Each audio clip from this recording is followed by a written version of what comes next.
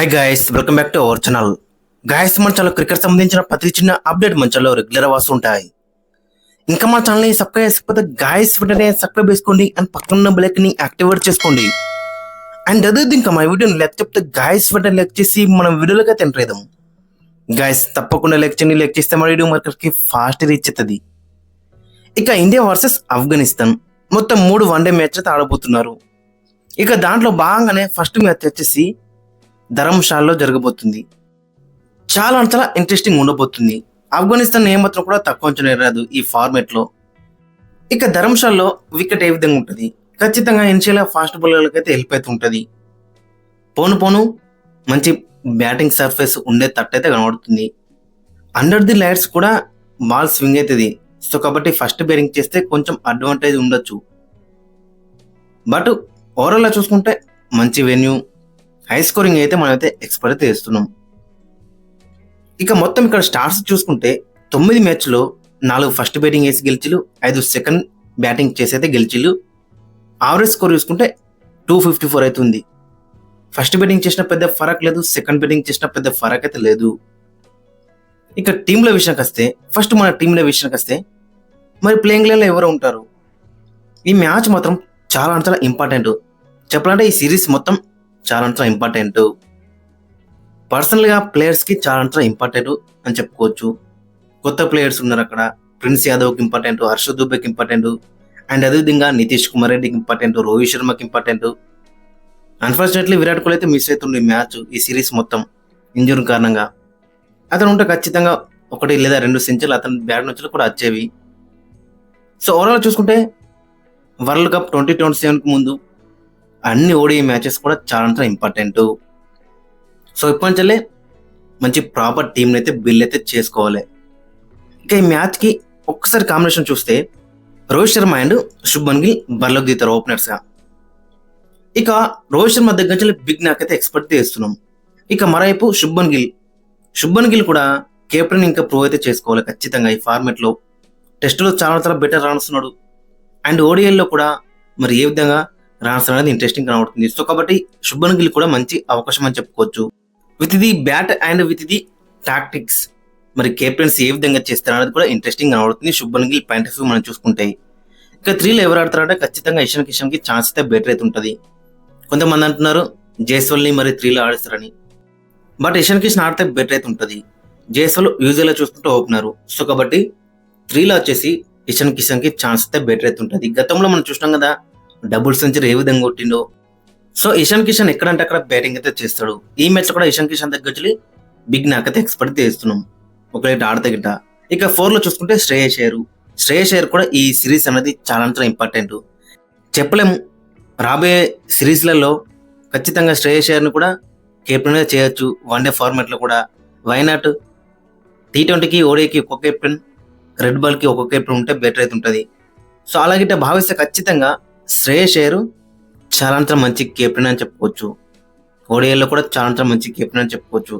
So కాబట్టి దాన్ని దృష్టిలో పెట్టుకొని ఖచ్చితంగా శ్రేయస్ అయ్యర్ దగ్గర నుంచి ఈ 3 మ్యాచ్లో మంచి ఇన్నింగ్స్ అయితే ఎక్స్పెక్ట్ చేస్తున్నాం. మరి ఏ విధంగా రాణిస్తారు అనేది చాలా ఇంట్రెస్టింగ్గా మనకైతే కనబడుతుంది. ఇక నెంబర్ 5 వచ్చేసి కేఎల్ రాహుల్ కూడా ఈ ఫార్మాట్లో నెంబర్ 5లో తన ప్లేస్ని సిమెంట్ అయితే చేసుకున్నాడు.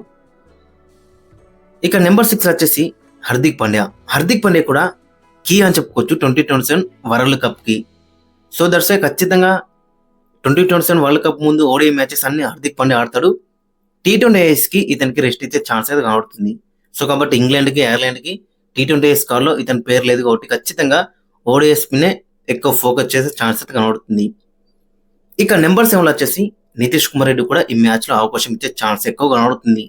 నితీష్ కుమార్ రెడ్డి, హార్దిక్ పాండ్యా ఇద్దరు గిట్ట టీంలో ఉంటే మాత్రం టీమ్ బ్యాలెన్స్ అనేది చాలా బెటర్ ఉంటుంది. ఒక ఎక్స్ట్రా బ్యాట్స్మెన్ నడిపించుకోవచ్చు, ఎక్స్ట్రా బౌలర్ నడిపించుకోవచ్చు. సో కాబట్టి ఇద్దరి దగ్గర నుంచి కూడా మంచి పర్ఫార్మెన్స్ అయితే ఎక్స్పెక్ట్ చేస్తున్నాం with the bat and with the ball. ఇక తర్వాత హర్షద్ దుబే నెంబర్ 8 అయితే వస్తున్నాడు. ఇతని దగ్గర కూడా మంచి పర్ఫార్మెన్స్ అయితే ఎక్స్పెక్ట్ చేస్తున్నాం. మంచి అవకాశం అని చెప్పుకోవచ్చు. ఇతనికి అక్షర్ పడలేడు, జడేజా లేడు. సో కాబట్టి మంచి అవకాశం అని చెప్పుకోవచ్చు అతనికి. ఇక నెంబర్ 9 వచ్చేసి కుల్దీప్ యాదవ్ దగ్గర నుంచి కూడా మంచి వికెట్స్ అయితే ఎక్స్పెక్ట్ చేస్తున్నాం. చాలా రోజులు అవుతుంది అతని దగ్గర నుంచి ఆ 4 వికెట్ హాల్స్ 5 వికెట్ హాల్స్ చూసి. సో కాబట్టి ఖచ్చితంగా కుల్దీప్ యాదవ్ దగ్గర నుంచి ఒక 4 వికెట్ ఆడారు, 5 వికెట్ అయితే ఎక్స్పెక్ట్ అయితే చేస్తున్నాం. ఇక ఫాస్ట్ బౌలింగ్ లో ఎవరు ఆడతారు అనేది ఇంట్రెస్టింగ్ కనబడుతుంది. మొత్తం అక్కడ స్క్వాడ్ లో 4 ఫాస్ట్ బౌలర్స్ ఉన్నారు. ప్రసిద్ధ్ కృష్ణ, హర్షదీప్ సింగ్, ప్రిన్స్ యాదవ్ అండ్ గుర్నూర్ బ్రారు. నలుగురిట్లలో ఇద్దరికి అవకాశం రావచ్చు. ప్రసిద్ధ్ కృష్ణ అండ్ ప్రిన్స్ యాదవ్కి అవకాశం రావచ్చు, లేదంటే గుర్నూర్ బ్రాన్ ఆడించవచ్చు, లేదంటే హర్షదీప్ సింగ్ కూడా ఆడే ఛాన్స్ కనబడుతుంది. ఇక ఫైనల్ గా ప్లేయింగ్ లో మనం చూసుకుంటే శుభ్మన్ గిల్ అండ్ రోహిత్ శర్మ ఓపెనింగ్ లో బరిలోకి దిగుతారు. నెంబర్ 3 లో వచ్చేసి ఇషాన్ కిషన్, నెంబర్ 4 లో వచ్చేసి శ్రేయస్ అయ్యర్, నెంబర్ 5 లో వచ్చేసి కేఎల్ రాహుల్, నెంబర్ 6 లో వచ్చేసి హార్దిక్ పాండ్యా, నెంబర్ 7 లో వచ్చేసి నితీష్ కుమార్ రెడ్డి, నెంబర్ 8 లో వచ్చేసి హర్ష్ దుబే రక మనకి బ్యాటింగ్ అయితే కనబడుతుంది. ఇక నెంబర్ 9 లో కుల్దీప్ యాదవ్, నెంబర్ 10 లో వచ్చేసి ప్రసిద్ధ్ కృష్ణ, నెంబర్ 11 లో వచ్చేసి prince Yadav. Batting deep rock ఉంది, బౌలింగ్ లో కూడా టూ మనీ ఆప్షన్స్ అయితే కనబడుతున్నాయి. ఇక మరోవైపు ఆఫ్ఘనిస్తాన్, ఖచ్చితంగా ఆఫ్ఘనిస్తాన్ ఏమాత్రం కూడా తక్కువ అంచనా రాదు. మన టెస్టుల్లో 1 సైడ్ డామినేషన్ మనకు కనబడ్డది మన టీమిండియా దగ్గర నుంచి. బట్ ఈ వైట్ బాల్ ఫార్మేట్ లో ఖచ్చితంగా వీళ్ళ దగ్గర నుంచి గట్టి పోటే మనమైతే ఎక్స్పెక్ట్ చేస్తున్నాం. మ్యాచ్ గెలవడం పక్కన పెడితే వీళ్ళ దగ్గర నుంచి ఆ పోటీ ఏ విధంగా ఉంటుంది అనేది ఇంట్రెస్టింగ్ గా మనకైతే కనబడుతుంది. వీళ్ళ దగ్గర కూడా చాలా మంచి మంచి నేమ్స్ అయితే ఉన్నాయి. రషీద్ ఖాన్, రెహమానుల్లా గుర్బాజు, ఇబ్రహీం జద్రాను, రెహమద్ షా, అజ్మతుల్ ఒమర్జాయి, మొహమ్మద్ నబీ, వీళ్ళ రాణిస్తే గట్ట చాలా ఇంట్రెస్టింగ్ అయితే ఉంటుంది. ఇక ఫైనల్ గా వీళ్ళ యొక్క ప్లేయింగ్ లో మనం చూసుకుంటే రెహమానుల్లా గుర్బాజీ అండ్ ఇబ్రహీం జద్రాన్ ఓపెనింగ్ లో బరిలోకి దిగుతారు. నెంబర్ 3 లో వచ్చేసి సిద్దికుల్లా అటల్, 4 లో అస్మతుల్లా సాహిదీ, 5 లో రెహమద్ షా, 6 లో అజ్మతుల్ ఒమర్జాయి, 7 లో మొహమ్మద్ నబీ, 8 లో రషీద్ ఖాన్, 9 లో మొహమ్మద్ సలీం, 10 లో గజన్ఫర్, 11 లో రెహమాన్. ఓవరాల్ గా చూసుకుంటే వీళ్ళ 11 కూడా చాలా బెటర్ కనబడుతుంది. ఇక మెయిన్ గా చూసుకుంటే ఆఫ్ఘనిస్తాన్ దగ్గర నుంచి గట్టి పోటీ అయితే ఎక్స్పెక్ట్ చేస్తున్నాం.